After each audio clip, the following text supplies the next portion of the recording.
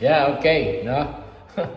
Alam niyo ba na si General Torre pa rin ang top notcher, no? Or sa dami ng kaso na isinampa ni Senador Amy Marcos. Siya pa rin talaga number 1. Panoorin po natin ang video. Ang ikaapat na maaring patawan din ng kaso ay si General Nicolas Torre III. Maaring managot sa arbitrary detention. 2 counts of arbitrary detention, not only against the former president, but also against former Executive Secretary Medialdea. Ikalawa, violation of RA 7439 for not allowing the former president to be visited by VP Sara, both his daughter and his named counsel, and for forcing the former president's lawyers to leave him.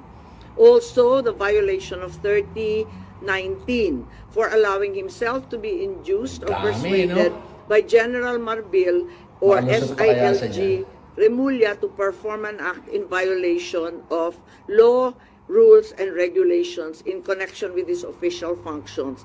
Grave misconduct and conduct prejudicial to the best interest of public service ay maaari ring ipataw laban kay General Torre.